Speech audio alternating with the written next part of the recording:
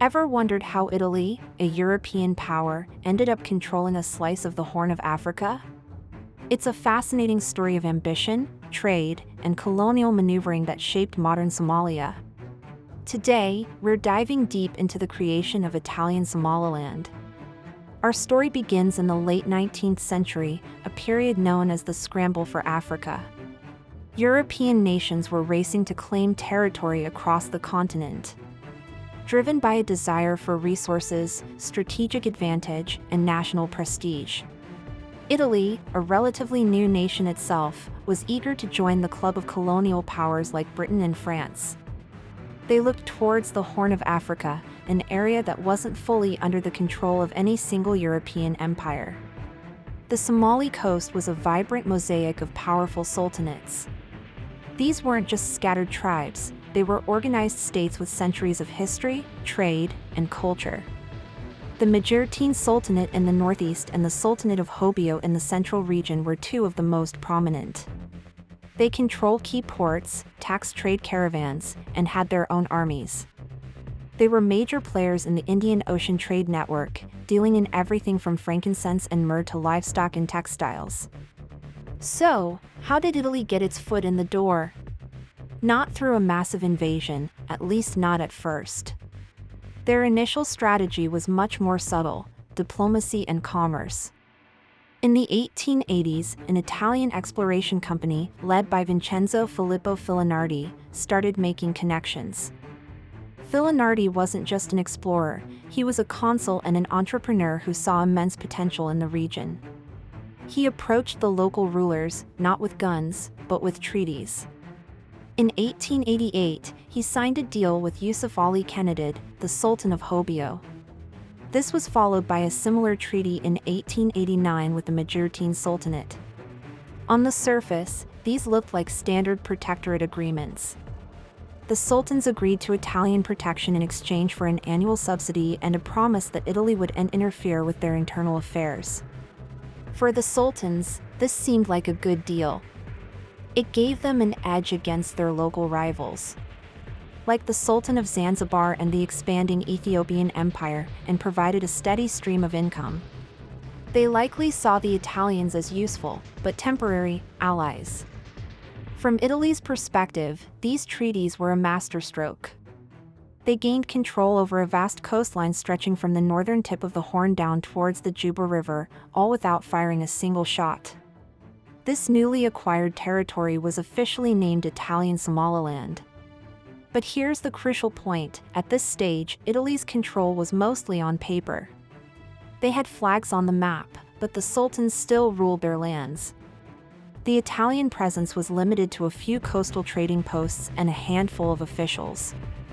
Things started to change with the arrival of the Benatar Company, a private Italian charter company, which took over the administration of the southern coastal cities like Mogadishu, Merka, and Brava. The company was supposed to develop the region commercially, but it was plagued by mismanagement and resistance from the local population. The company's heavy-handed tactics and attempts to abolish slavery, a deeply embedded economic institution, caused widespread unrest and rebellion. One of the most famous revolts was the Baimal Revolt in Merka. The Baimal clan fiercely resisted the company's rule, leading to years of bloody conflict. It became clear that ruling through a private company wasn't working. The situation was chaotic, and the Italian government in Rome was getting embarrassed by the constant reports of violence and failure. This chaos led to a major shift in policy. In 1905, the Italian government decided to step in directly. They revoked the Benatar Company's charter and established a formal colonial government for Italian Somaliland. This was the real beginning of direct Italian rule. The age of paper protectorates was over. Now, Italy intended to govern. With a formal colonial administration in place, the Italians set out to consolidate their power. This meant dealing with the powerful sultanates that had once been their partners. The sultans, who had signed those initial treaties believing their autonomy was guaranteed, now found themselves under increasing pressure to submit to direct Italian authority. Naturally, they resisted. This led to a campaign against the northern sultanates. The Italian colonial forces, now better equipped and organized, launched military operations to disarm the sultanates and depose their rulers. By the late 1920s, after years of tough fighting, the last vestiges of the independent sultanates were crushed. The entire territory of Italian Somaliland was now under firm, direct Italian control. With the region pacified, the colonial government, especially under the fascist governor Cesare Maria de Vecchi, began a program of development. They built roads, ports, and administrative buildings.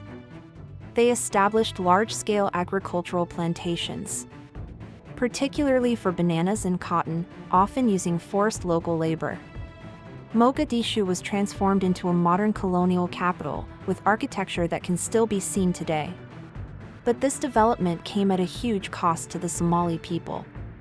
Their political structures were dismantled, their economy was reoriented to serve Italian interests, and their society was subjected to the harsh realities of colonial rule. Italian became the official language, and a system of racial segregation was implemented. This era of direct rule lasted until World War II. When Italy entered the war on the side of Germany, Italian Somaliland became a battleground. In 1941, British forces, advancing from Kenya, swiftly conquered the colony. Italian rule, which had begun with quiet treaties, ended with military defeat. After the war, the story takes another turn. The newly formed United Nations decided that Somalia was not yet ready for independence. In a controversial move, they placed the former Italian Somaliland under a UN trusteeship, to be administered by Italy. The former colonial master was back, but this time with a mandate to prepare the country for self-government within 10 years. This decade, from 1950 to 1960, was a period of rapid political development. Political parties were formed, a legislative assembly was created, and Somalis were trained to take over the administration. On July 1, 1960, the trusteeship period ended and Italian Somaliland gained independence. On that very same day, it united with the former British Somaliland, which had gained its independence just 5 days earlier, to form the modern Somali Republic. So, from a series of protectorate treaties to direct military rule, and finally to a UN trusteeship, the journey of Italian Somaliland is a complex tapestry of ambition, resistance, and transformation.